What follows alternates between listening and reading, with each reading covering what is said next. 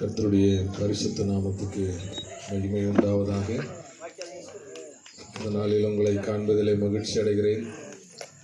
கர்த்தருடைய மேலான கிருபையின் பிரசன்னம் உங்கள் யாரோடு இருக்கட்டும். நாம் தலைகளை தாழ்த்தி ஒரு விஷயம் நாம் பிரார்த்தனை செய்வோம். இரக்கமுள்ள நல்ல கடவுளை, ஜீசஸ் மார்க்கம் மினிஸ்ட்ரி மூலமாக இங்கு நடத்தப்படுகிற வாலிபர் கூடுகைக்காய் ஜெபிக்கிறேன். நீர் அபிஷேகமாய் நீர் பிள்ளைகள் மீது இறங்கினதற்காய் நன்றி சொல்கிறோம். வல்லமையாய் நீர் இறங்கினதற்காய் நன்றி சொல்கிறோம். அவளுக்கு கொடுத்த பெரிய தரிசனத்துக்காய் நன்றி சொல்கிறோம். இந்த மைதானம் முழுவதும் நீர் ஆண்டவரை உலாவுகிறதற்காய் நன்றி சொல்கிறோம். பலவீனங்களை எல்லாம் மாற்றுகிறதற்காய் நன்றி சொல்கிறோம். இயேசுவின் நாமத்திலே ஜெபிக்கிறோம் நல்ல பிதாவே. அன்புக்குரியோரே, ஆண்டவராகிய இயேசு கிறிஸ்துவின் கிருபையின் பிரசன்னம் உங்களோடு யாவரோடு இருக்கட்டும். எபிரேயரின் புஸ்தகம் 3ஆம் அதிகாரம் 1ஆம் வசனம். எபிரேய பத்திரிகா 3ஆம் அத்தியாயம். இப்படி இருக்க பரம அழைப்புக்கு பங்குள்ளவர்களாகிய பரிசுத்த சகோதரரே, நாம் அறிக்கை பண்ணுகிற அப்போஸ்தலரும் பிரதான ஆசாரியருமாய் இருக்கிற கிறிஸ்து இயேசுவை கவனித்து பாருங்கள்.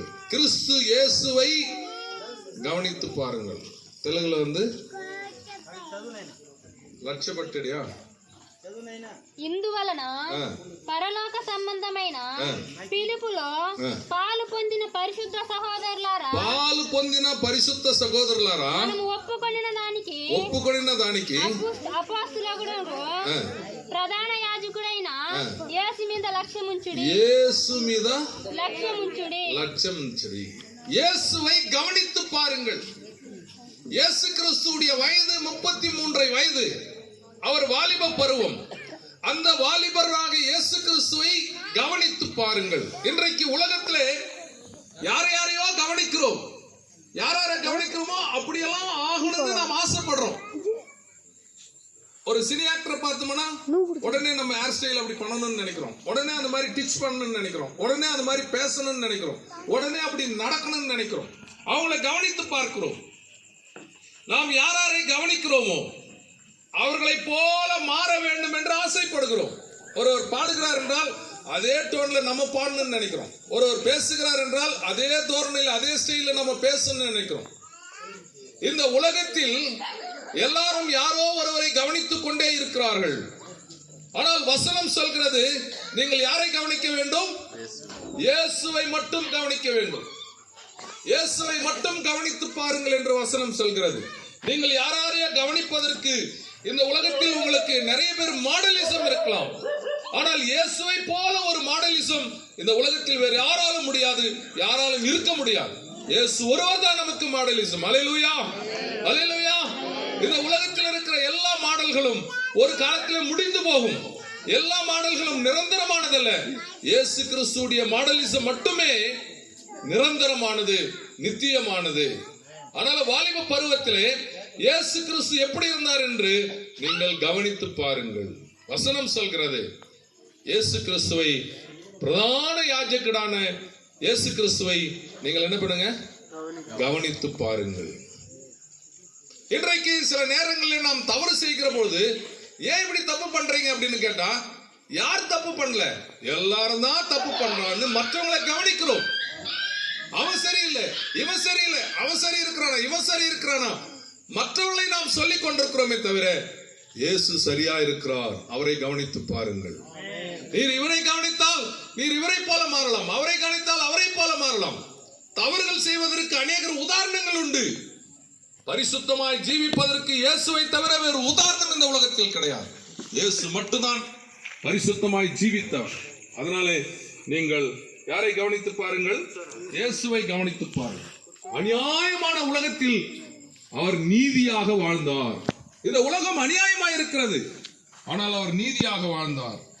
பாவம் நிறைந்த உலகத்தில் அவர் பரிசுத்தமாக வாழ்ந்தார். இந்த உலகம் முழுவதும் பாவம் இருந்தது, ஆனால் அதில் அவர் பரிசுத்தமாய் இருந்தார். கொடுமையான உலகத்தில் அவர் இரக்கமுள்ளவராய் இருந்தார். தீமையான உலகத்தில் அவர் நன்மை செய்கிறவராய் இருந்தார். அதனால் நீங்கள் இயேசுவை கவனித்து பாருங்கள். இயேசுவை கவனித்து பாருங்கள்.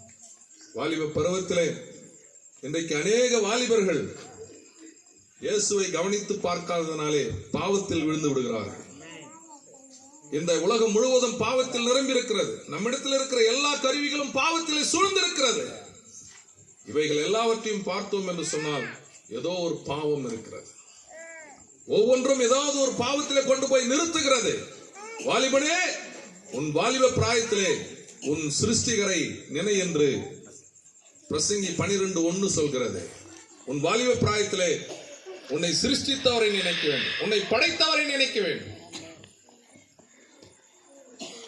ஆபரேஷனுக்கெல்லாம் அந்த காலத்துல அப்படியே ஆபரேஷன் பண்ண காலங்கள் போய் பிறகு அந்த ஆபரேஷன் பண்ணுவதற்கு குளோரோஃபார்ம் என்பதை கண்டுபிடித்தார் சர் ஐசக் வில்லியம்ஸ். அவர் தான் குளோரோஃபார்மை கண்டுபிடித்தார். அந்த குளோரோஃபார்ம் என்பது அந்த மைக் ஊசி போட்டு தான் இப்போ ஆபரேஷனே பண்றாங்க. அவர் கண்டுபிடித்தது ஏராளமான கண்டுபிடிப்புகள் இருந்தது, நிறைய கண்டுபிடித்தார். அவரை அந்த நாட்டு அரசு ஜனாதிபதி கூப்பிட்டு, உங்கள் கண்டுபிடிப்பிலே சிறப்பான கண்டுபிடிப்பு எது அப்படின்னு கேட்கும்போது அவர் சொன்னார், என்னுடைய கண்டுபிடிப்பிலே சிறப்பான கண்டுபிடிப்பு எதுவும் சொல்ல முடியாது, என்னை கண்டுபிடித்த இயேசுதான் சிறப்பானவர். அல்லேலூயா, அல்லேலூயா. என்னை கண்டுபிடித்த இயேசுதான் சிறப்பானவர் என்று சொன்னார். யோசித்து பாருங்கள், இயேசு கிறிஸ்துவை நாம் கவனிக்கிறோமா? யார் யோக்கியமாகறான் அப்படின்னு சொல்றோம். நீங்க இப்படி செய்யாதீங்க, அப்படி செய்யாதீங்கன்னா எவன் யோக்கியமாகறான் அப்படின்னு சொல்றோம். எவன் கரெக்டா இருக்கிறான், எவன் தப்பு செய்யாதுக்கிறான் அப்படின்னு சொன்னா எவன் யோக்கியமாகறான்? இயேசு யோக்கியமா இருந்தார். எவன் தப்பு செய்யாதுக்கிறானா? இயேசு தப்பு செய்தார். இயேசுவை கவனித்து பாருங்கள். உங்கள் வாலிப பருவத்திலே இன்றைக்கு நிறைய சினிமா ஆக்டரை நீங்க கவனிக்கலாம், ஆனால் அதெல்லாம் மாயை. உலக மாயையிலே உழலும் என் நண்பா, உலகம் ஒரு நாள் கைவிடும் போது நீ எங்கே நண்பா, என் நண்பா, நண்பா நீ எங்கே நண்பா? பொன் பொருளெல்லாம் உன்னை ஒரு நாள் உதறிடுமே நண்பா, உத்தமரான சத்தியரேசு கைவிடா நண்பா, என் நண்பா, நண்பா கைவிடா நண்பா. லோக జీవితము భారమై ఉన్నదా, రక్షకుడేసు రమ్మనిచున్నాడు, రానై ఉన్నావా? ఓ జీవ జీవ రానై ఉన్నావా? உலகத்தில் எல்லாமே ஒளிந்து போகும், உலகத்தில் காண்கிற எல்லாமே அழிந்து போகும். இந்த உலகம் ஒரு மாயை. வாலிப பருவத்திலே இந்த உலகம் மாயா இருக்கிறது. இந்த மாயான உலகத்திலே நீங்கள் சிக்கிக் கொள்ளாதீர்கள். உங்களை இந்த உலகத்திலிருந்து, பாவ உலகத்திலிருந்து மீட்டெடுப்பதற்கு இயேசுவை தவிர வேறு யாரும் இல்லை. இயேசுவை தவிர யாரும் இல்லை.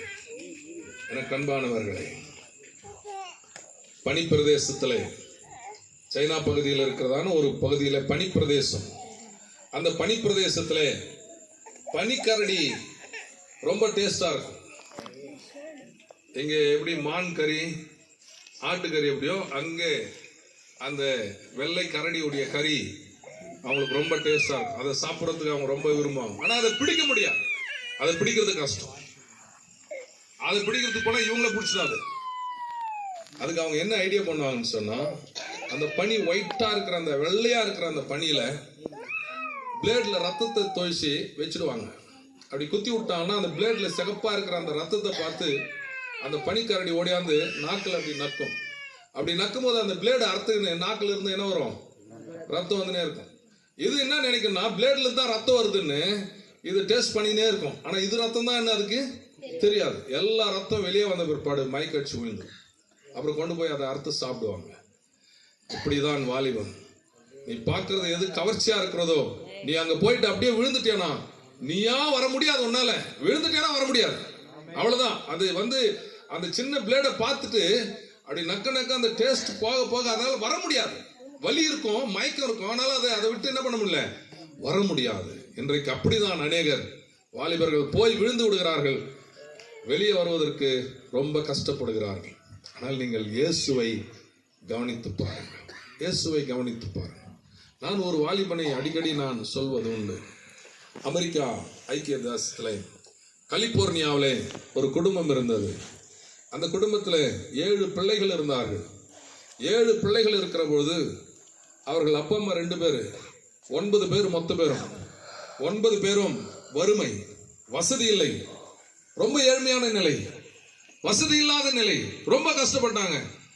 அப்பதான் ஒரு நாள் யோசித்தாங்க, இனி நாம வாழ முடியாது, கடன் பிரச்சனை அதிகமாயிடுச்சு, தொடர்ந்து வாழ்வதற்கு சாப்பாடு இல்லை, என்ன செய்வது? கஷ்டப்பட்டாங்க. அப்பதான் ஒரு நாள் ப்ரேயர் வைக்கிறாங்க. வீட்டில் சுற்றி உட்காந்து ப்ரேயர் வச்சுட்டு அந்த ப்ரேயரில் ஒரு ரொட்டி வாங்கி அந்த ரொட்டியில் விஷத்தை ஊற்றி எல்லாரும் சாப்பிட்டு செத்து போகலாம், எல்லாரும் சாப்பிட்டு செத்து போகணும்னு சொல்லி அந்த ரொட்டியில் விஷத்தை ஊற்றி ப்ரேயர் ஸ்டார்ட் பண்ணுறாங்க. அப்போ அந்த வீட்டில் இருந்த கடைசி வாலிபன், அந்த 7வது வாலிபன் சொன்னா, இன்னொரு நாளைக்கு சாகலாமே அப்படின்றான். இன்னொரு நாளைக்கு சாகலாமே. அப்போ அந்த வீட்டில் மூத்தவன் சொன்னா, இன்னைக்கு தான் சாகணும், இதுக்கு மேல முடியாது. அப்போ அந்த வாலிபனுடைய அம்மா சொல்றாங்க, அவன் சாவானான்னு சொல்ல, இன்னொரு நாளைக்கு சாவலான்றான். நம்ம சாவே வேணாம் அப்படின்னு சொல்ல, இன்னொரு நாளைக்கு சாகலாம் அப்படின்னு தான் சொல்றான். அவன் கடைசி பையனா இருக்கிறான், ஒரு சான்ஸ் கொடுக்குறான். ப்ரேயர் முடிஞ்சது. அவன் கேட்டாங்க, இன்னொரு நாளைக்கு என்ன, எப்படி, என்ன பண்ண போற? அவன் சொன்னான், நம்ம வீட்டை சுற்றி நிறைய நிலங்க இருக்குது, அந்த நிலங்க சும்மா தான் இருக்குது, அந்த நிலத்தை யாரும் பயிர் செய்யலை, அவங்களாண்டு போய் நிலம் கேட்கலாம், இந்த நிலத்தை கொஞ்சம் கொடுங்க, நாங்கள் பயிர் செஞ்சுட்டு உங்களுக்கு நிலத்துக்கு என்னவாத நாங்கள் கொடுக்குறோம். அப்போ வீட்டில் அப்பா சொன்னார், அப்படி நிலம் கொடுத்தாலும் விதைக்கு என்ன பண்ணுறது, விதைக்கு என்ன பண்ணுறது, அது காசு எப்படி அப்படின்னும் போது அவன் சொன்னான், நான் அந்த லாஸ்ட் வீடு அடிக்கடி என்னை கடைக்கு அனுப்புவாங்க, நான் போயிடலாம், கடைக்கு போயிட்டு வருவேன், எனக்கு அப்பப்போ பைசா கொடுப்பாங்க, நான் வாங்க மாட்டேன். இப்போ அவங்களாண்டு போயிட்டு விதைக்கு காசு கொடுங்கன்னா கொடுப்பாங்க. அப்போ அவன் போய் கேட்டான், காசு கொடுத்தாங்க, விதை வாங்கினாங்க, நிலத்தில் எல்லாரும் உழைச்சாங்க, எல்லாரும் நல்லா உழைச்சி கோதுமை போட்டாங்க, கோதுமை நல்லா விளைஞ்சது. அறுவடைக்கு 2 நாள் இருக்கு, யாரோ ஒரு நெருப்பு வச்சிட்டாங்க, மொத்தமே சாம்பல் ஆயிடுச்சு. ஏற்கனவே இருந்த கடத்தை விட இப்போ கடை என்னாச்சு, அதிகமாயிடுச்சு. இது வேற எரிஞ்சிடுச்சு, இன்னும் அசிங்கமாயி போச்சு. ஊர்ல எல்லாரும் கடன் கேட்பாங்க, என்ன செய்வது? அன்னைக்கு மறுபடியும் உட்கார்ந்தாங்க. உட்கார்ந்து இன்னைக்கு செத்துதான் ஆகணும், வேற வழி இல்லை. அன்னைக்கு செத்து இருந்தா கொஞ்சம் கௌரவமா செத்து இருக்கலாம், இன்னைக்கு ரொம்ப அசிங்கமா சாகணும், செத்துலாம். அப்போ அவன் சொன்னான், ஒரே ஒரு சான்ஸ், எனக்கு என்ன பண்ணுங்க, ஒரே ஒரு சான்ஸ் அப்படின்னா. அவங்க அப்பா எடுத்து அடிச்சிட்டாரு. அன்னைக்கு உனக்கு ஒரு சான்ஸ் கொடுத்ததுனால தான் இந்த நிலைமையாச்சு. அப்போ அவங்க அம்மா சொன்னாங்க, ஒரு சான்ஸ் கொடுக்கலாம், என்ன பண்ண போற? ஏதோ பண்ற, யார் கைவிட்டாலும் கோல்கடி பல்பொடின்னு எழுதி தெருவில் வித்தான். இன்னைக்கு உலகம் முழுவதும் என்ன இருக்கிறது, கோல்கட் இருக்கிறாரு. அன்னைக்கு செத்து போயிருந்தா இன்னைக்கு உலகம் ஃபுல்லா கோல்கட் கிடைச்சிருக்காரு. அவன் பேர் தான் கோல்கட். அன்னைக்கு ஒரு ரூபாய் கொடுத்தான் தசம்பாகம், 10ல் 2 ரூபாய் கொடுத்தான் தசம்பாகம், 10ல் 3 ரூபாய் கொடுத்தான் தசம்பாகம். இப்போ 9 ரூபாய் தசம்பாகம் விடுறான். அந்த கம்பெனி இன்னைக்கு 9 ரூபாய் தசம்பாகம் விடுது.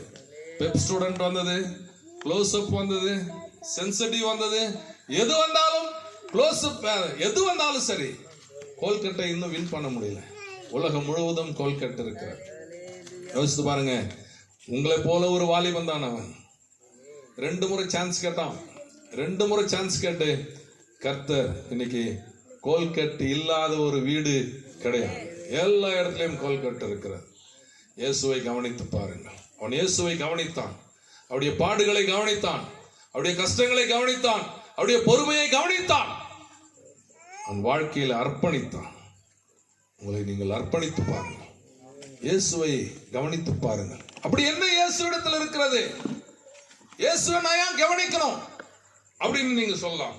எனக்கு அன்பானவர்களே, அப்போஸ்தலர் 10ஆம் அதிகாரம் 38ஆம் வசனம் சொல்கிறது, அவர் நன்மை செய்கிறவராய் சுற்றி திரிந்தார். அவர் எப்படி சுத்தி இருந்தாரு? நன்மை செய்கிறவராகவே சுற்றி திரிந்தார். 10:38. நசரேயனாகிய இயேசுவை தேவன் பரிசுத்த ஆவியினாலும் வல்லமையினாலும் அபிஷேகம் பண்ணினார். தேவன் அவருடனே கூட இருந்தபடியினால் அவர் நன்மை செய்கிறவராயும் அவரோடு இருந்ததனால் அவர் நன்மை செய்கிறவராயிருந்தார். இன்றைக்கு நாம் நன்மை செய்கிறோமா? இயேசுவை கவனித்து பாருங்கள். இயேசு என்ன செய்தார்? நன்மை செய்தார். நீங்கள் என்ன செய்யணும்? நன்மை செய்வேன். 4 விதமான குணம் இருக்கிறது. நன்மைக்கு நன்மை செய்வது மனித குணம். நன்மைக்கு நன்மை செய்வது மனித குணம். தீமைக்கு தீமை செய்வது மிருக குணம். தீமைக்கு தீமை செய்வது என்ன குணம்? மிருக குணம். 2 குணம். 3வது குணம் நன்மைக்கும் தீமை செய்வது. நன்மைக்கும் தீமை செய்வது 3வது குணம். 4வது குணம் தீமைக்கு நன்மை செய்வது. அதுதான் இயேசு குணம். தீமைக்கு என்ன செய்வது? நன்மை குணம். ஆனாலே நன்மை செய்கிறவராக இயேசு சுற்றி திரிந்தார். இன்றைக்கு இயேசுவை கவனித்து பாருங்கள். வாலிபனே, உன் வாழ்க்கையில நீ நன்மை செய்கிறாயா? நீ வாழ முடியாதபடி இந்த உலகம் பலவிதமான பிரச்சனைகள் இருக்கிறது. ஒரு பக்கம் உன்னை வாட்ஸ்அப் இருக்கும், ஒரு பக்கம் உன்னை பேஸ்புக் இருக்கும், ஒரு பக்கம் உன்னை ட்விட்டர் இருக்கும், இன்னொரு பக்கம் பான்பராக்கெல்லாம் இருக்கும், இன்னொரு பக்கம் சாராயம் உன்னை இழுக்கும். எல்லா பக்கம் எந்த பக்கம் பார்த்தாலும் உனக்கு என்னதான் தெரியும்? எல்லாம் இழுக்கிறது தான் தெரியும். ஆனால் எதிலும் நீ விழாதபடி இருக்கணும்னா இயேசுவை நோக்கிப்பார். அல்லேலூயா. இயேசுவை நோக்கிப்பார். யோசேப்பு என்கிற வாலிபன் இருந்தான். யோசேப்பு என்கிற வாலிபனை பாவம் தேடி வந்தது. யோசேப்பு ஒரே ஒரு வார்த்தை சொன்னார். போத்திபார் வீட்டுக்கு விரோதமாய் பாவம் செய்வது எப்படி என்று சொல்லவில்லை, கடவுளுக்கு விரோதமாய் பாவம் செய்வது எப்படி. எந்த பாவம் செய்தாலும் அது கடவுளுக்கு விரோதமாய் செய்கிறோம் என்று நாம் யோசிக்க வேண்டும். அடிக்கடி சொல்ற ஒரு கதை தான்.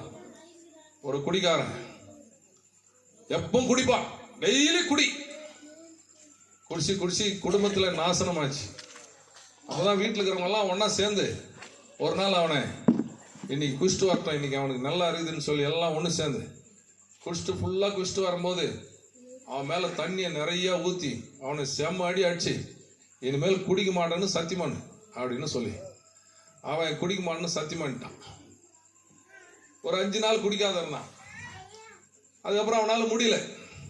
6வது நாள் 5 நாள் சேர்த்து குடிச்சிட்டான். சேர்த்து குடிச்சிட்டு வீட்டுக்கு வரான். வீட்டு கிட்ட வரும்போது தான் ஞாபகம் வருது. என்ன ஞாபகம் வருது? அடிச்சாங்களே, நம்ம வேற சத்தியம் பண்ணிட்டோமே, அவ இன்னைக்கு குடிக்காத மாதிரி ஆக்ஷன் பண்ணோம் அப்படின்னு சொல்லி வாசல்ல நின்று சொல்றான், இன்னைக்கு யாரும் என் கிட்ட வராதிங்க.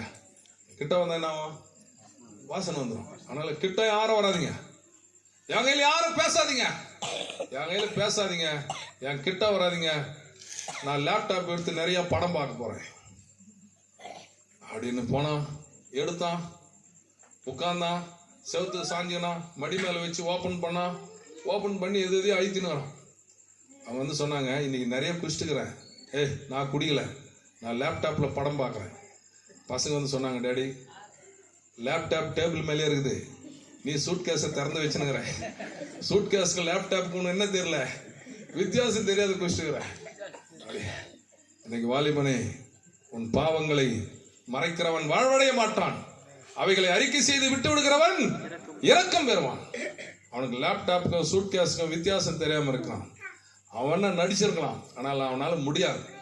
இந்த உலகத்தில் யாராலும் இயேசுவிடத்திலிருந்து மறைந்து வாழ முடியாது. இயேசு எல்லா இடத்திலும் இருக்கிறார். ஆனால் முதலாவது நீங்கள் யாரை கவனித்து பார்க்க வேண்டும்?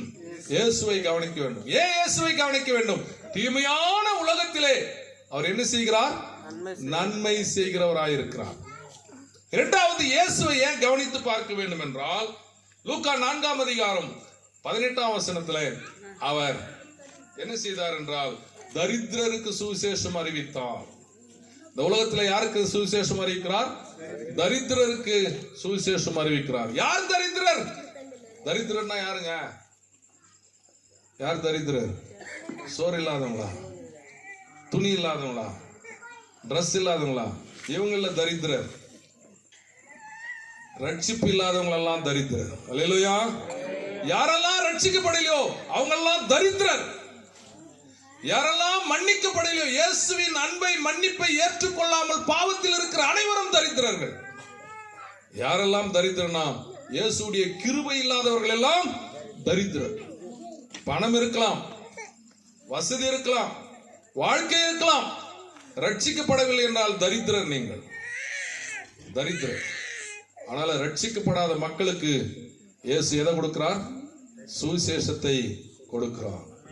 இன்றைக்கு உடை, டிரஸ், உடை, உணவு, உறைவிடம், வீடு இல்லாதவர்கள் தான் இந்த உலகம் தரித்திரர் என்று சொல்கிறது. ஆனால் ஆவிக்குரிய தரித்திரம் எது என்றால், ரட்சிக்கப்படவில்லை என்றால் தரித்திரன். அவன் ரட்சிக்கப்படாமே செத்து போனால் அவன் தரித்திரன். அவன் வாழ்க்கையிலே அவன் கிறிஸ்து என்கிற ஐஸ்வர்யம் அவனை பார்க்க முடியாமல் போய்விடும். எனக்கு அன்பானவர்களே, அவர் ஏன் அவரை கவனிக்க வேண்டும் என்றால், முதலாவது நன்மை செய்கிறார். இரண்டாவது ஏன் அவரை கவனிக்க வேண்டும் என்றால், அவர் தரித்திரருக்கு சுவிசேஷம் அறிவித்தார். நான் வரும்போது கூட சொன்னேன், இதுதான் லாஸ்ட்ன்றான். அங்க ஒரு வழி சொன்னாங்க, இந்த ஊருக்கு வழி எப்படின்னா அதே லாஸ்ட், அதுக்கு மேல எதுவும் இல்லைன்னா. அப்போ இயேசு சொன்ன சுவிசேஷம் என்னது? நீங்கள் கடைசி அலையில போய் என்ன பண்ணுங்க? சுவிசேஷம் அறிவியுங்கள். சுவிசேஷம் அறிவியுங்கள். பிரதர் அமெரிக்காவில் பேசுறார், பிரதர் சிங்கப்பூர்ல பேச. அப்ப இங்க யார் பேசுறது? இங்க அமெரிக்காவிலே பேசியிருந்தா இங்க யார் பேசுறது? இவ்வளவு லாஸ்ட். நாங்க 3 பேர் பேசிட்டு வந்தோம் பாரு. அவங்க ஊழியம் எவ்வளவு லாஸ்ட்ல கொண்டு போய் வச்சிருக்காங்க பாரு. இந்த மாதிரி ஊழியங்கள் அவங்க செலக்ட் பண்ணி ஊழியம் பண்றாங்க. அது சொன்னேன், 100 நாள் கன்வென்ஷன் வச்சு 100 மாசம் கன்வென்ஷன் வச்சு 100 மாசமா என்ன பண்றாங்க?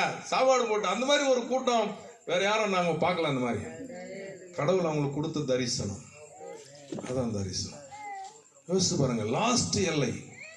இங்கெல்லாம் யார் வந்து சுவிசேஷம் சொல்லுவான்? இல்ல பிரதர், சிங்கப்பூர் போலாம், அமெரிக்காவில் போலாம் சுவிசேஷம் சொல்றது. இங்க வருவாரா? இங்க வரணும். வர வச்சிருக்கிறாங்க, வர வச்சிருக்கிறாங்க இந்த மினிஸ்ட்ரி. அப்போ யோசிச்சு பாருங்க, நம்முடைய ஊழியங்கள் ஏதோ ஒரு முக்கியமான இடங்களை சார்ந்தல்ல. எங்கெல்லாம் புறக்கணிக்கப்பட்டிருக்கிறதோ, இயேசு கிறிஸ்து எங்கெல்லாம் புறக்கணிக்கப்பட்டதோ அங்குதான் இயேசுடைய ஊழியம் இருந்தது. யாரும் போகாத சமாரியாவில் இயேசு போய் ஊழியம் செய்தார். யாரும் போகாத பெத்தானியாவுக்கு போய் ஊழியம் செய்தார். யாரும் போகாத பெதஸ்தாவுக்கு போய் ஊழியம் செய்தார்.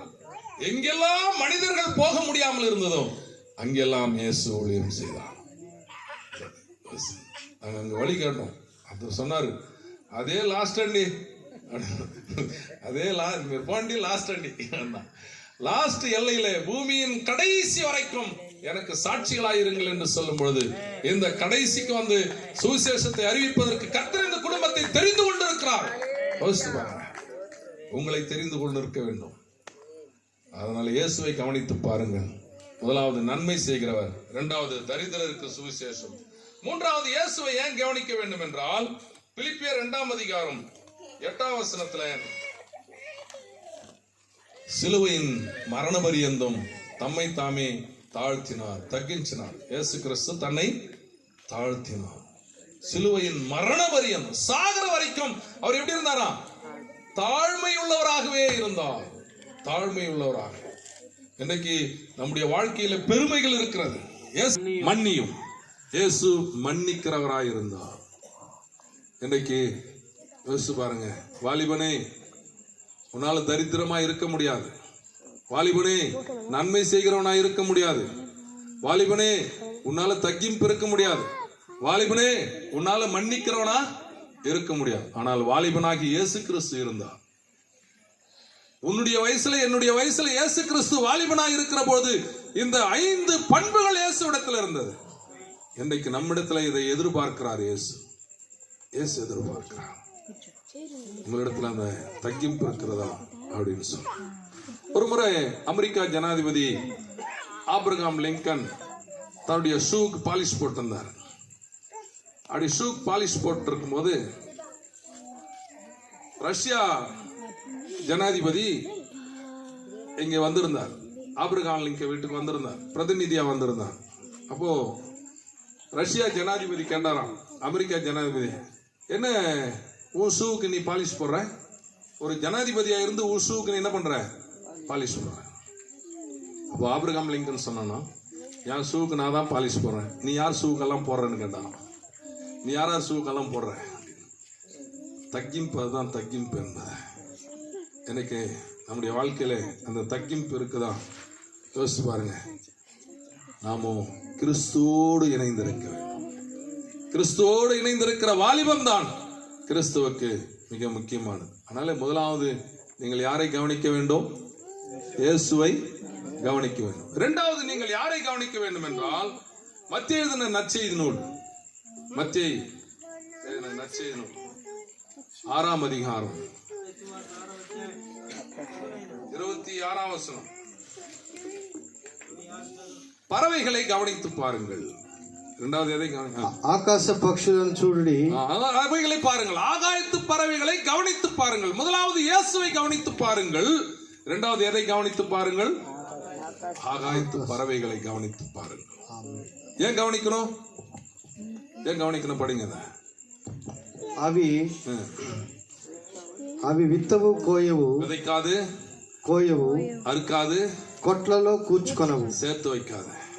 అయినను இருந்தாலும் మీ పరలోకపు తండ్రి వాటిని போஷிக்கிறார், పోషించుచున్నాడు. அவைகள் என்ன பண்றதில்ல? கவலை పడగదు, படுவதில்லை, கவலைப்படாது.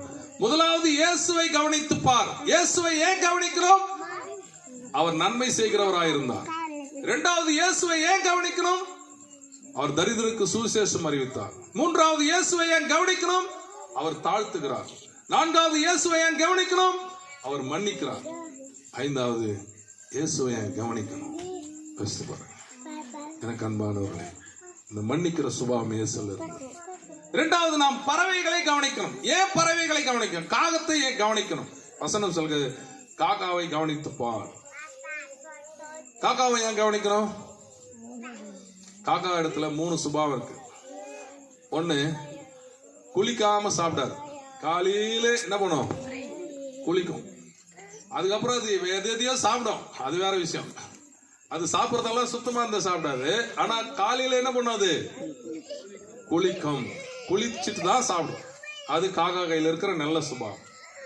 ரெண்டாவது, காக்காவை ஏன் கவனிக்கணும்னா, தனியா ஒரு பொருள் சம்பாதிச்சா எந்த காக்காவுக்கும் கொடுக்காது. அதுவே சம்பாதிச்சா யாருக்கு என்ன பண்ணாது? கொடுக்காது. எல்லா காக்கா துரத்துனா கூட யாருக்கும் கொடுக்காது, போயினே இருக்கும். ஆனா பொதுவா இருந்துச்சுன்னா எல்லா காக்காவும் கூப்பிட்டு தான் என்ன பண்ணும்? சாப்பிடும். தான் சம்பாதித்தால் யாருக்கும் கொடுக்காது, பொதுவா இருந்தால் எல்லாரையும் கூப்பிட்டு கொடுக்கும். இப்படிதான் இப்போ காக்கா கையில கவனிக்கணும். 3 விஷயம்: குளிக்காம சாப்பிடாது, சம்பாதிச்சது யாருக்கும் கொடுக்காது, பொதுவா இருந்தா சொந்தமா சாப்பிடாது, எல்லாரையும் சாப்பிட வச்சு. இப்போ காக்கா கத்தனா என்னது? காக்கா கத்தனா என்னது? ஒரு பையன் அவங்க அப்பா கையில் கேட்கறான், இந்த காக்கா கத்தனா என்னப்பா அப்படின்னு. அவங்க அப்பா சொல்றாரு, காக்கா கத்தனா சொந்தக்காரெல்லாம் வருவாங்க. சரி, வந்த சொந்தக்காரெல்லாம் எப்போ போவாங்க? உங்க அம்மா கத்தனா போவாங்க. காக்கா கத்தனா எல்லாரும் வருவாங்க, உங்க அம்மா கத்தனா எல்லாம் போயிடுவாங்க. காகத்திடத்துல கவனித்து பாருங்கள். எதை கவனிக்க வேண்டும்? 3 நல்ல சுபாவங்கள் காகத்திடத்தில் இருக்கிறது. கடவுள் சொல்றார், காக்காவை கவனித்து பாருங்கள். அவைகள் விதைக்கிறதில்லை, அறுக்கிறதில்லை, சேர்க்கிறதில்லை, ஆனால் அவைகள் கவலைப்படுவதில்லை. நீ ஏன் கவலைப்படுற? நீ விதைக்கிற, உன்னால விதைக்க முடியும். இரண்டாவது, நீ அறுக்கிற, உன்னால அறுக்க முடியும். நீ என்ன பண்ண முடியும்? அந்த தானியத்தை சேர்க்க முடியும். காக்கா கையில ஒரு நெல்லு கிடைச்சா ஒரு நெல்லு தான். உங்க கையில ஒரு நெல்லு கிடைச்சா அந்த ஒரு நெல்லை போட்டு அந்த ஒரு நெல்லுல இருந்து வர்ற தானியம் நிறைய நெல்லை உருவாக்கலாம். உன்னால என்ன பண்ண முடியும்னா, உன்னால விதைக்க முடியும், காக்காவால் விதைக்க முடியாது. உன்னால் அறுக்க முடியும், காக்காவால் அறுக்க முடியாது. உன்னால் சேர்க்க முடியும், காக்காவால் சேர்க்க முடியாது. விதைக்க முடியாதது, அறுக்க முடியாதது, சேர்க்க முடியாததே கவலைப்படாதப்போ, விதைக்கவும் அறுக்கவும் சேர்க்க முடிகிற உன்னால் ஏன் கவலைப்பட வேண்டும்? நீ ஏன் கவலைப்பட வேண்டும்? காக்காவை கவனித்துப்பார். எனக்கு அன்பானவர்களே, நீங்கள் இயேசுவை கவனித்து பாருங்கள். இரண்டாவது யாரை கவனித்து பாருங்கள்? காக்காவை கவனித்து. காக்கா கூட கடவுளுக்கு கீழ்ப்படிந்தது. எலியா கையில உணவு கொடுத்து அனுப்பிச்சா அந்த காக்கா என்ன பண்ணுச்சு? கொண்டு வந்து கொடுத்துச்சு. புரியுதா? காக்கா ஒரு உணவு கொடுத்தா அதை என்ன பண்ணுச்சு? அப்படியே கொண்டு வந்து கொடுத்துச்சு. அதுதான் காக்கா. இந்த காந்தி கணக்குன்னு சொல்றாங்க, தெரியுமா? காந்தி கணக்கு தெரியுமா? அது உங்களுக்கு தெரியுமா? பிரிட்டிஷ் அரசாங்கத்துல லால் பகதூர் சாஸ்திரி அக்கௌண்டன்ஸா இருந்தார். அப்படி அக்கௌண்டன்ஸா இருக்கும்போது கடைசி சேலரி லால் பகதூர் சாஸ்திரி கொடுக்கல. அவங்க சேலரி கொடுக்கல, அவங்க போயிட்டாங்க. அதுக்கப்புறம் லால் பகதூர் சாஸ்திரி 2 முறை பிரிட்டிஷ் அரசுக்கு லெட்டர் எழுதினார், என்னுடைய கடைசி சேலரி எனக்கு நீங்க கொடுக்கல, நான் ரொம்ப கஷ்டப்படுறேன்னு சொல்லி. அப்போ காந்தி இங்கிலாந்து போகும்போது காந்தி கையில அந்த காசை கொடுத்தாங்க. லால் பகதூர் கையில என்ன பண்ணுங்க? கொடுங்க. லால் பகதூர் சாஸ்திரிக்கும் டெலிகிராம் அனுப்பிட்டாங்க, காந்தி கையில என்ன பண்ணிட்டாங்க? கொடுத்துட்டு. லால் பகதூர் சாஸ்திரி 6 முறை வந்து கேட்டார், கொடுக்குறேன். கடைசி வரைக்கும் காந்தி என்ன பண்ணல? கொடுக்கவே இல்லை. அதுக்கு பேர் தான் என்னது? காந்தி கணக்கு. புரியுதா? அதுதான் காந்தி கணக்கு. வரலன்னா அதுக்கு பேர் என்னது? காந்தி கணக்கு. அன்னைக்கு தான் இது உருவாச்சு. உன்ன அது காந்தி கணக்கு தான் வராது அப்படின்னு சொல்லி யோசிச்சு பாருங்க. நீங்கள் காக்காவை கவனித்து பாருங்கள். அவைகள் கரெக்டாக கொண்டு வந்து, ஒரு காந்தி கரெக்டா கொடுக்கல லால் பகதூர் கையில, ஆனா காக்கா வந்து கொடுத்துச்சு. காக்கா உங்கள் கவலைகளை அவர் மீது வைத்து விடுங்கள். கவலைப்படுகிறது என்ன? காட்டு புஷ்பங்கள் எப்படி வளர்கிறது என்று கவனித்து பாருங்கள். காட்டு புஷ்பத்தை கவனித்து பாருங்கள். காட்டில் இருக்கிற புஷ்பத்தை நீங்கள் என்ன பண்ணுங்க? கவனித்து பாருங்கள். இப்ப வீட்டாண்டு இருக்கிற புஷ்பத்துக்கும் காட்டில் இருக்கிற புஷ்பத்துக்கும் என்ன வித்தியாசம் சொன்னா, வீட்டாண்ட ஒரு புஷ்பத்தை கொண்டு வந்து, ஒரு செடியை கொண்டு வந்து நட்டுறோம். செடி நட்டுட்டு சுத்தி என்ன பண்றோம்? வேலி போறோம். வேலி போட்டு என்ன பண்றோம்? டெய்லி அதுக்கு தண்ணி ஊத்துறோம், அதை பாதுகாக்கிறோம், அதை பராமரிக்கிறோம். புரியுதா? ஆனா காட்டு புஷ்பம் பாதுகாக்கிறது இல்லை, பராமரிக்கிறது இல்லை, அது எதையுமே எதுக்கும் அது என்ன பண்றது இல்லை, போறதில்லை. ஒரு வீட்டாண்ட ரோஸ் செடியெல்லாம் இருந்து, அப்போ அந்த தொட்டி ஃபுல்லா முட்டை தோல் தான் இது. முட்டை தோல் என்னன்னு கேட்டா இது என்னது? அது ஸ்ட்ரென்த் ஆகுது. அதுக்கப்புறம் அதுல மொட்டு வருது. டெய்லி மலர்ந்துச்சான்னு தொட்டு பார்த்து அது மலரேது இல்லை, மலருதே இல்லை. காட்டு புஷ்பத்தை கவனித்துப்பார். இங்க வீட்டு புஷ்பத்துக்கும் காட்டு புஷ்பத்துக்கும் நிறைய டிஃபரெண்ட் இருக்கிறது. இதுக்கு நீங்க தண்ணி ஊத்துறீங்க, இதை நடுறீங்க, இதுக்கு பாதுகாப்பு கொடுக்குறீங்க, இது வளர்றதுக்கு என்னென்ன சக்தி கொடுக்கணுமோ அதெல்லாம் கொடுக்குறீங்க. ஆனால் அங்க இருக்கிற புஷ்பத்துக்கு எதுவும் செய்யறதில்ல, அது தானாய் வளர்கிறது. அதை கவனித்துப்பார்.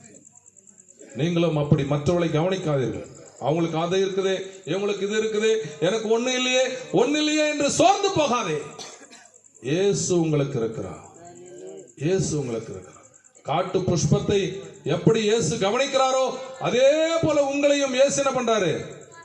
கவனிக்கிறார். இயேசு கவனிக்கிறார். மற்றவங்களை நாம கவனிக்க வேண்டிய அவசியம் இல்லை. யாரை என்ன கவனிச்சாலும் அவங்க செய்யறதான் செய்வாங்க. அவங்க கொஞ்சம் கடவுள் தான் வந்து அவங்கள மாற்றணும். என்னதான் நீ பண்ணாலும் மாற்றம் வராத, மாறுவாங்க. ஒரு ஹஸ்பண்ட், அவருக்கு வேலை இல்லை, வீட்டில் இருக்கிறாரு. அவங்க ஒய்ஃபுக்கு வேலை. அவங்க டெய்லி வேலைக்கு போயிட்டு வருவாங்க. டெய்லி வேலைக்கு போயிட்டு வருவாங்க.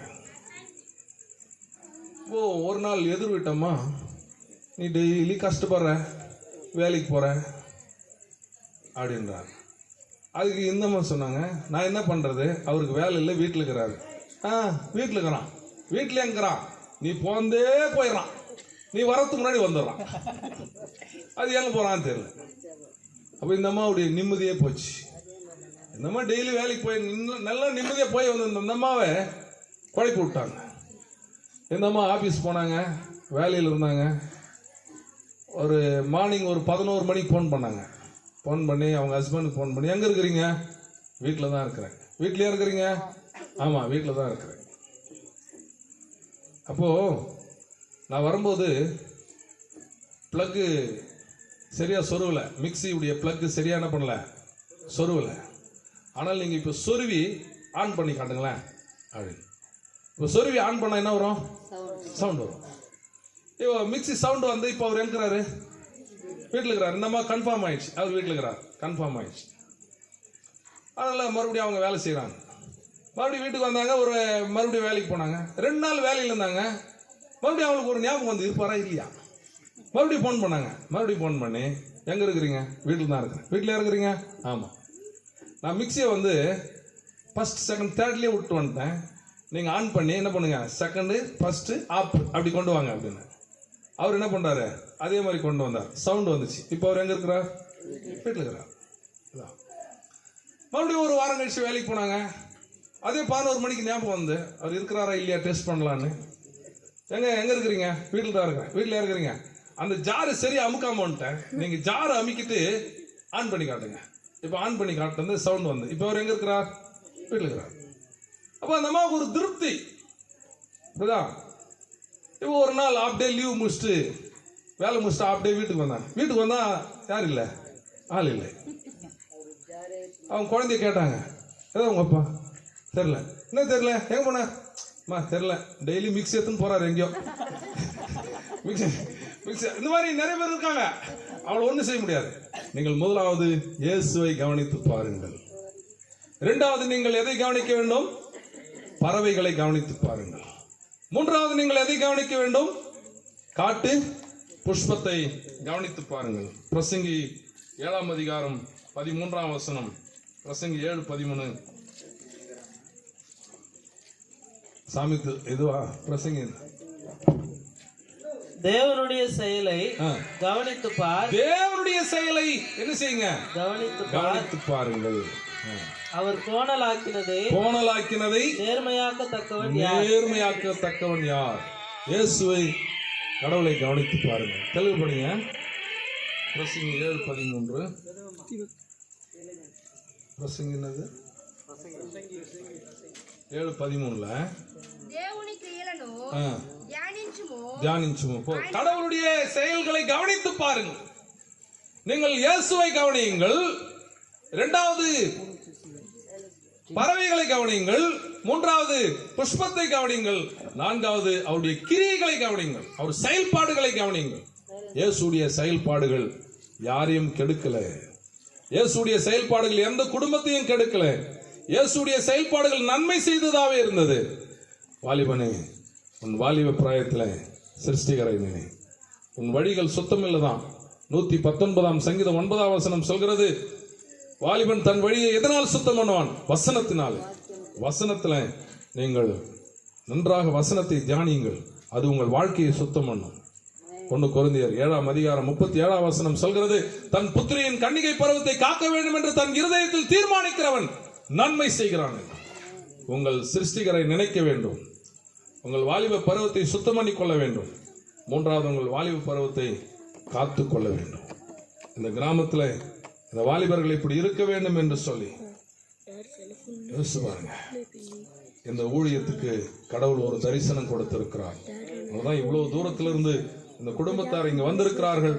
எதற்காக வந்திருக்கிறார்கள்? நீங்கள் யோசிக்கணும். எதற்காக இதெல்லாம் எடுத்துட்டு வந்து இவ்வளவு செலவு பண்ணி இந்த மினிஸ்ட்ரியை உருவாக்கி ஏன் இங்க கொண்டு வந்திருக்கிறாங்கன்னா, உங்க மேல ஒரு பாரம் இருக்கிறது, உங்க மேல ஒரு அக்கறை இருக்கிறது. கடவுள் அதை இவர்களுக்கு தரிசனமாய் கொடுத்திருக்கிறார். வாலிபனே, உன் சிருஷ்டிகரை நினை. கடவுள் உங்களை ஆசீர்வதித்து வழி நடத்துவாராக. ஜெபம் செய்வோம். இரக்கமுள்ளவரே, இந்த நாளுக்காய் ஜெபிக்கிறோம். இந்நாளுக்குரிய ஆசீர்வாதங்களுக்காய் ஜெபிக்கிறோம். வல்லமையின் பிரசன்னம் இறங்கி இந்த தரிசனத்தை இந்த குடும்பத்தாருக்கு நீர் கொடுத்திருக்கிறீர். இந்த ஊழியத்தை இந்த குடும்பத்தாருக்கு நீர் கொடுத்திருக்கிறீர். ஆண்டவரே, இந்த குடும்பத்தில் இருக்கிற ஒவ்வொருவரும் இயேசுவை போல நானும் என் வீட்டாரும் என்றால் கர்த்தரையே சேவிப்போம் என்று சொல். குடும்பம் முழுவதும் உம்மை சேவிக்கும்படியாக வந்திருக்கிறார்.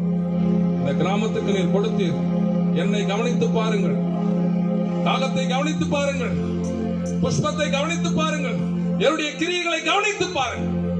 அவைகளின்படி நீங்கள் செய்ய வேண்டும் என்று நான் எச்சரிக்கிறேன் என்று சொல். உங்கள் பலவீனங்களை மாற்ற கடவுள் உங்கள் நடுவிலே உலாவிக் கொண்டிருக்கிறார். உங்கள் வல்லமையின் செயல்களை கர்த்தர் உங்களுக்கு உருவாக்கும்படி, உங்கள் குடும்பத்தின் தரித்திரங்களை மாற்றும்படி, உங்கள் சிந்தனைகளை சீர்திருக்கும்படி கர்த்தருடைய பிரசன்னம் உங்கள் மத்தியிலே இறங்கி கொண்டிருக்கிறார். கிருபையின் பிரசன்னத்தினாலே உங்களை நிரப்ப கடவுள் உதவி செய்ய வல்லவராயிருக்கிறார். என் குடும்பத்துல தரித்திரம் இருக்கிறது, என் குடும்பத்துல பாவம் இருக்கிறது, என் குடும்பத்திலே சமாதானம் இல்லையே, என் குடும்பத்திலே சந்தோஷம் இல்லையே, என்னுடைய சரீரத்துல பலவீனம் இருக்கிறது என்று அங்கலாய்க்காதே. கர்த்தர் உன் நடுவில் இருக்கிறார், கர்த்தர் உன் நடுவில் இருக்கிறார். இந்த குடும்பத்தாருக்கு இந்த தரிசனத்தை கர்த்தர் கொடுத்திருக்கிறார். அவர்கள் உங்களை தேடி வந்திருக்கிறார்கள், அவர்களாய் வரவில்லை, கர்த்தர் அவர்களை அனுப்பியிருக்கிறார். உங்களை அர்ப்பணியுங்கள், ஒவ்வொரு அர்ப்பணியுங்கள், ஒப்புடுங்க, தேவ சமூகத்தில் ஒப்புடுங்க. இயேசுவே உம்மை கவனித்து பார்க்கிறேன், நீர் நன்மை செய்கிறவராய் இருந்தீரே, நீர் தரித்திரருக்கு சுவிசேஷம் அறிவிக்கிறவராய் இருந்தீரே, நீர் உம்மை முழுமையாய் தாழ்த்தி கொண்டீரே, நீர் மன்னிக்கிறவராய் இருந்தீரே, அப்படியாய் நாங்கள் இருக்க வேண்டும் என்று உம்மை கவனித்து பார்க்கிறோம். அப்படியாய் செய்யப்படுவதற்காக நன்றி. வராத கிருபை எப்பொழுதும் இருந்து வழி நடத்தும். இயேசுவின் நாமத்தில் ஜெபிக்கிறோம் நல்ல பிதாவே. ఆమేన్. తండ్రి దేవుడు ఈ ప్రాంతమును చూశారు, ప్రాంతపు యువకులను దర్శించారు. ఖచ్చితంగా దేవుడు ఈ సువార్త ఈ యూత్ మీటింగ్లో తన దాసుని ద్వారా, తన సేవకుని ద్వారా ఎంతో భారము కలిగి ఈ పరిశుద్ధమైనటువంటి ప్రవచనాలతో కూడినటువంటి వాక్యాలు ప్రతి మనిషి మార్పగలిగినటువంటి కార్యములను చేయుట కొరకు సిద్ధపాటు చేసి ఈ రోజున దేవుని సేవకును మన మధ్యకు పంపించిన విధానాన్ని మనం గమనిస్తాం. కాలములు సమయములు గతించిపోతున్నాయి. ఈ దినమున ఒక్కొక్క అంశంలోను గూర్చి ఏ విధంగా ఉన్నాయో మీరు గమనించండి. లోకాన్ని గమనించకండి, దేవుని వాక్యాన్ని గమనించండి, దేవుని సహవాసాన్ని గమనించండి, దేవుని మేలును గమనించండి, దేవుడు కాపాడుతున్న విధానమును గమనించండి. యేసు వైపు తిరగండి అని చెప్పినటువంటి మాట ఈ రోజు ఈ ప్రాంతాన్ని దేవుడు చూచారు. ఆయన ఈ ప్రాంతమును చూసినందుకు స్తోత్రాలు చెల్లిస్తాం, ఈ ప్రాంతమును దర్శించినందుకు స్తోత్రాలు చెల్లిస్తాం. తన దాసుడు ఎంతో మైలు దూరం, ఎంతో దూరంలో ఈ చివరి ప్రాంతం, మళ్ళీ తిరిగి ఇటు వెళ్ళలేనిటువంటి ప్రదేశాలకు మీరు వెళ్ళి సువార్త చెప్పండి అని చెప్పిన ఈ మాట దైవని జైవుల ద్వారా మనకు జ్ఞాపకం చేశారే. ఒక్కొక్కసారి మన హృదయం వైపు మనం జ్ఞాపకం చేసుకుందాం. ఈరోజు దేవుడు మనల్ని బలపరుస్తున్నాడు. స్తోత్రం. ప్రతి వీధి యేసు ప్రభు నడుస్తూ ఉన్నాడు, ప్రతి ఇంటిని దేవుడు దర్శిస్తూ ఉన్నాడు.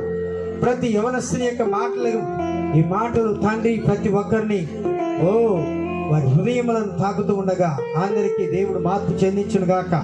ప్రతి వారి ఈ స్థానిక సంఘము, అలాగే తండ్రి స్థానిక సేవకులు ఈ రీతిగా దైవజనులను గమనించి దైవ సేవకులను తండ్రి ప్రభువా వారి యొక్క ఉన్నతమైనటువంటి ఉదారమైన హృదయంతో ఈ సన్నిధిలో దేవుని వాక్యముల కొరకు అనేక మందిని సేకరించి ఈ రీతిగా నడిపించి ఉన్నారు. కాబట్టి జ్ఞాపకం చేసుకున్నాం.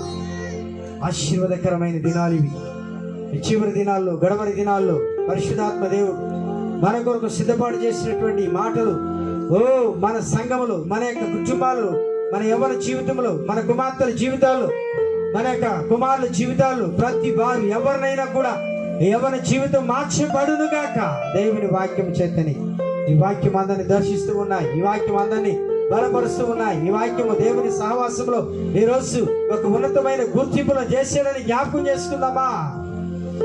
హల్లెలూయా, హల్లెలూయా, స్తోత్రం, హల్లెలూయా, స్తోత్రం తండ్రి, వందనాలు. చివరి ప్రార్థన మన మధ్యలో మమత ముందుకు వచ్చి చివరి ప్రార్థన చేసేసిన తర్వాత మనం కూడికను ముగించుకుందాం.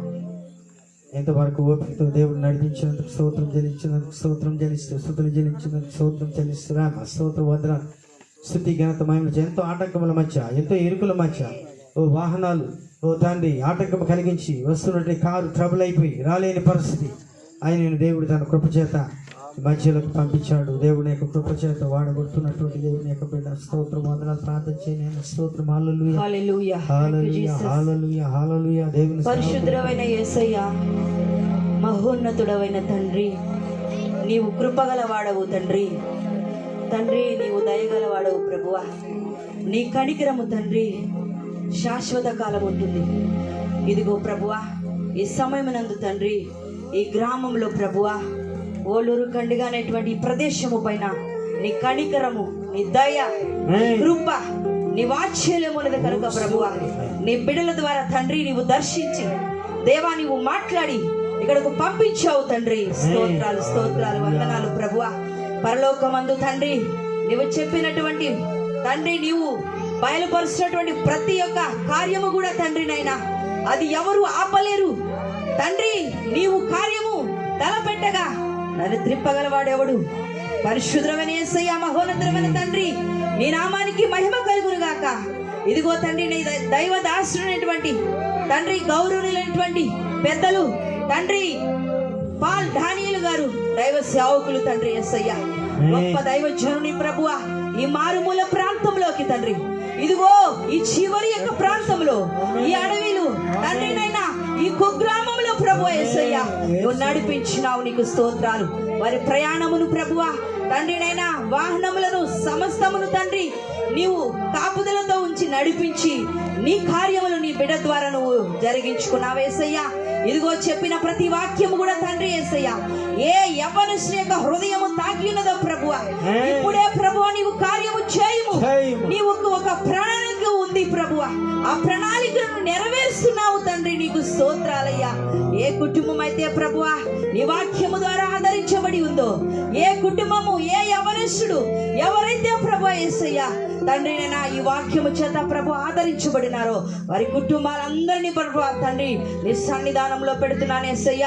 ఇదిగో వచ్చిన ప్రతి ఒక్క కుటుంబాన్ని తండ్రి నైనా నీ యొక్క వాక్యములో విన్నటువంటి ప్రతి కుటుంబాన్ని తండ్రి నీ సన్నిధిలో పెడుతున్నాను. చిన్న బిడ్డలు మొదలుకొని ప్రభు యేసయ్య, ఇదిగో యవ్వనస్తులు ప్రభువా, ఇది యవ్వనస్తుల కూడిక ప్రభువా, ఇదిగో యవ్వనస్తులు దేని చేత తమ నడతను శుద్ధిపరచుకొందురు. నీ వాక్యమును జాగ్రత్తగా సరిచేసుకొని చూసుకొని నడుచుకోవడం ద్వారానే ప్రభువా నీ వాక్యము తప్ప ఎవరి యొక్క నడతను శుద్ధి చేసుకోలేరు ప్రభువా. నీ వాక్యము వారి హృదయాలు నాటబడాలి. యవ్వనస్తులారా, యేసు ప్రభు మాట్లాడుతున్నాడు, నీ కొరకే యేసు ప్రభు మాట్లాడుతున్నాడు. యవ్వనస్తుడా, ఈ వాక్యము చేత నీ నడతను శుద్ధిపరచుకో. ఈ వాక్యము చేత విన్న ఈ వాక్యము, విత్తబడిన ఈ వాక్యము చేత నీ నడతను శుద్ధిపరచుకో అంటున్నావు.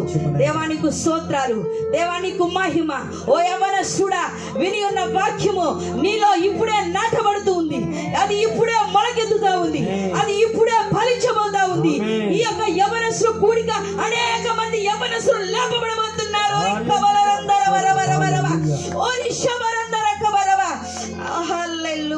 Thank you, Jesus. Glory to Father. దేవా, ఈ వాక్యము తండ్రి నైనా ఇదిగో ఇది నూరంతలుగా ఫలింపజేస్తున్నారు ప్రభువా.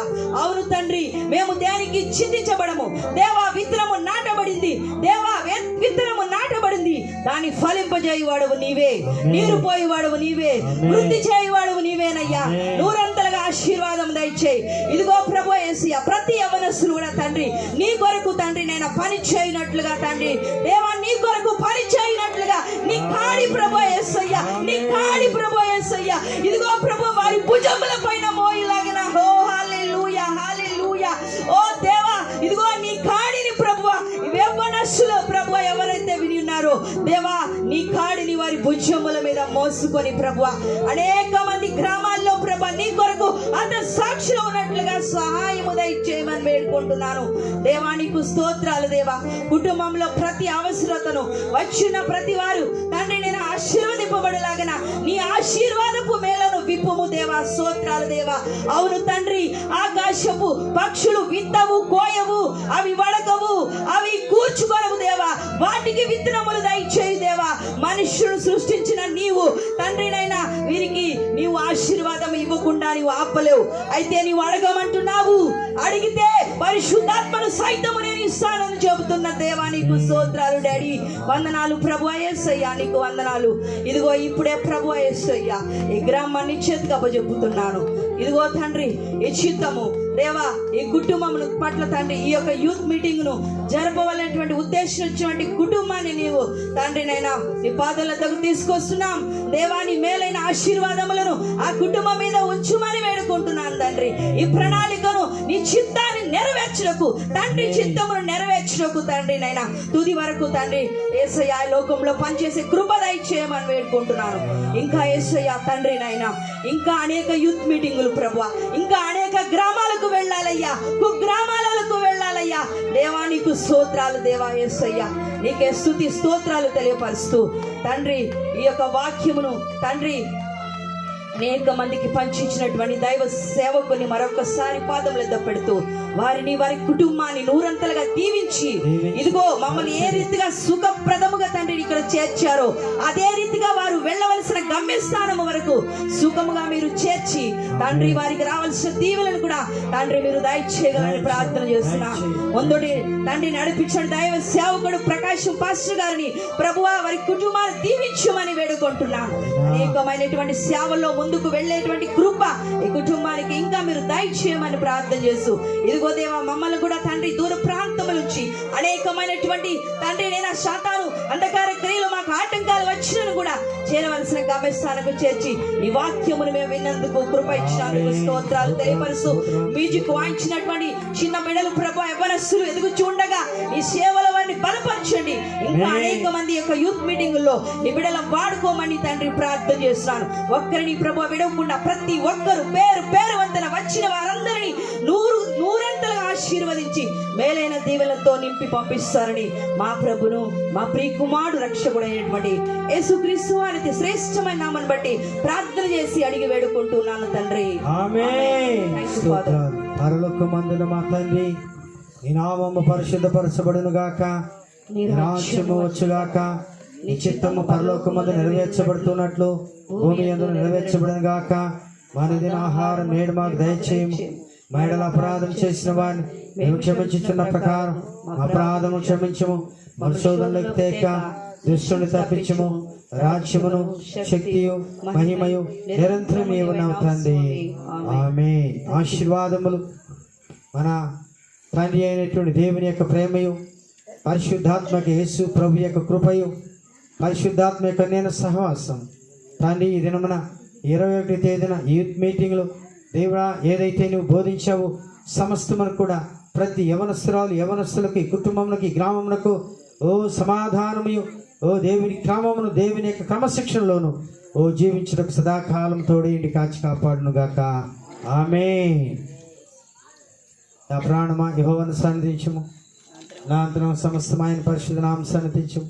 నా ప్రాణమా యెహోవాను సన్నిధించుము, ఆయన చేసిన కార్యములో దేనిని మరొకము. ఆమేన్. ఆమేన్.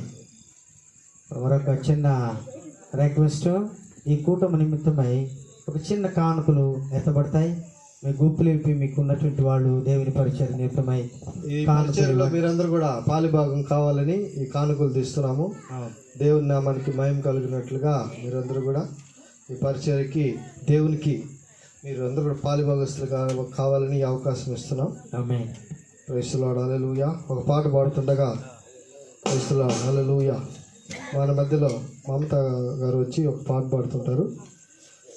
మరి కానుకలు మరి తీస్తాం. Praise the Lord. Hallelujah.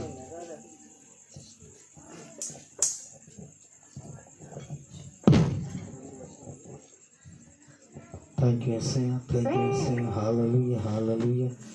Hallelujah. Hallelujah. Hallelujah. మరి ప్రార్థన ఈ కానుకలు అయిన తర్వాత అందరికీ భోజనాలు సిద్ధపాటు చేయబడింది. మీరందరూ భోజనం చేసుకోండి. అందరికీ ఉన్నాయి భోజనాలు. ఎవరు వెళ్ళొద్దండి. ఇక్కడే కూర్చున్నాం, ఇక్కడ భోజనం చేద్దాం. తర్వాత ఈ కూటమి నిమిత్తమై ఓట్ ఆఫ్ థ్యాంక్స్ ఉన్నాయి, దాని నిమిత్తమై తెలియజేస్తాం. ఈ పాట అయిన తర్వాత కానుకలు సేకరించిన తర్వాత మరి పాట పాడుకొని ప్రభు నామములో చెప్తాం.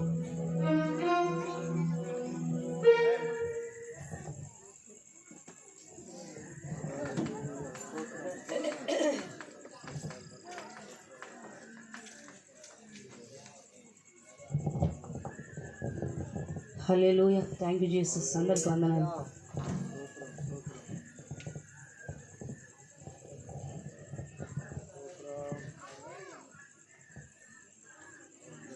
ఘనమైనవి నీ కార్యములు నా ఎడలా, స్థిరమైనవి నీ ఆలోచనలు నా యేసయ్యా. ఘనమైనవి నీ కార్యములు నా ఎడలా, స్థిరమైనవి నీ నా యేసయ్యా. కృపలను పొందుచు కృతజ్ఞత కలిగి స్తుతులర్పించెదను అన్ని వేళ పొందుచు కృతజ్ఞత కలిగి కృపణను పొందెను అన్ని వేళలా. అనుదినము నీ అనుగ్రహమే ఆయుష్కాలము నీ వరమే. అనుదినము నీ అనుగ్రహమే ఆయుష్కాలము నీ వరమే. ఘనమైనవి నీ కార్యములు నా ఎడల, స్థిరమైనవి నీ ఆలోచనలు నా యేసయ్యా. ఆమేన్. Glory.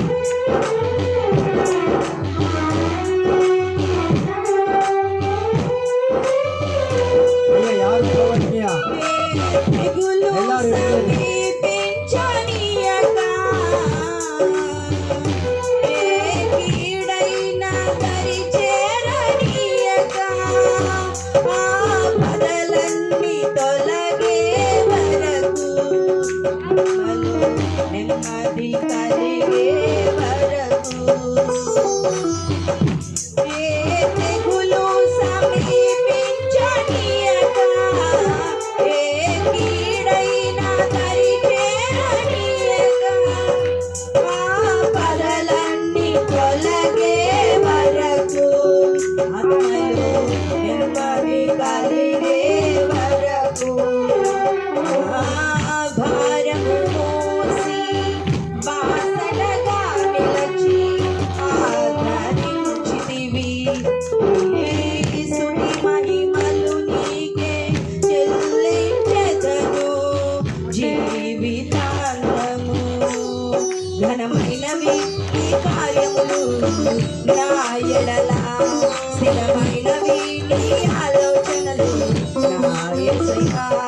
ఘనమైనవి నీ కార్యములు నా ఎడల, స్థిరమైనవి నీ ఆలోచనలు నా యేసయ్యా.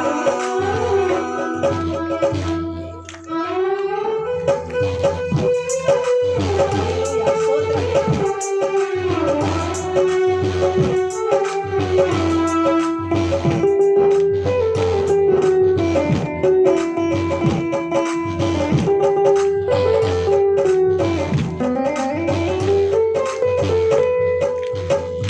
నీ కృప తప్ప వేరొకటి లేదయ్యా. నీ మనసులో నేనుంటే చాలయ్యా. బహుకాలముగా నేనున్న స్థితిలో నీ కృప నా ఎడ చాలునంటివే.